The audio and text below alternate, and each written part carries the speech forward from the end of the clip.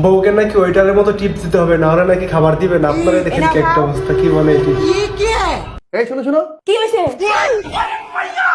ভাত দিছো ভালো কথা, সাথে ব্যাগটা দিছো কেন? এটার মধ্যে তুমি টাকা দিবা। টাকা কেন? আমরা যে ওইদিন একটা রেস্টুরেন্টে খাবার খাইতে গেছিলাম, তখন যে একটা মেয়ে আমাদেরকে এনে খাবার দিল, ওই মেয়েটা একটু পরে তোমার একটা বই এনে দিছিল, তুমি ওই বইয়ের মধ্যে টাকা রাখছিলা। তো এখন আমিও তোমার একটা ব্যাগ এনে দিছি, তুমি খাবার খাওয়ার পর এটার মধ্যে টাকা রাখবা।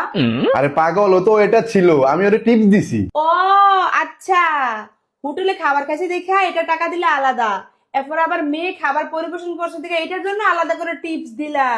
অপরিচিত মায়ের টাকা দিতে পারো, আর নিজের বড় টাকা দিতে গেলে চুলকায় না। বাহিরের মায়ের টিপ দিতে পারো, আর আমি যে তোমার ঘরের বউ, এত কষ্ট করে প্রত্যেকদিন তোমার রান্না করে খাওয়াই, টিপ দেওয়া তো দূরের কথা, কখনো তুমি আমাকে 5টা টাকা দিছিলা? চুপচাপ খাবার শেষ করে তাড়াতাড়ি ব্যাগের মধ্যে টাকা দাও। আরে পাগল, ওইটা হোটেল, হোটেল দেখে ওখানে আমি টিপ দিছি। এটা তো আমার নিজের ঘর, নিজের ঘরের মধ্যে কেন টিপ দিব আমি?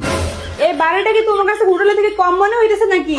সকালবেলা যে খাবার খেয়ে বাইরে যাও, রাত্রে আসে টেবিলে বসলে আবার টেবিলে খাবার পাও। হোটেলে তো সেম এমনটাই হয়। হোটেলে যখন তুমি যে বসো, তখন তারা তোমার সামনে খাবার এনে দেয়। হোটেল থেকে তো তোমাকে সার্ভিস আমি বেশি দিতেছি, ও হিসেবে তুমি আমার টাকা আরো বাড়াই দেওয়ার কথা। চুপচাপ কথা বেশি না বলে ব্যাগের মধ্যে টাকা দাও। আর টিপসটা তুমি আমাকে ওই হিসাবেই দিবা, যাতে আমি 2টা 3 পিস কিনতে পারি।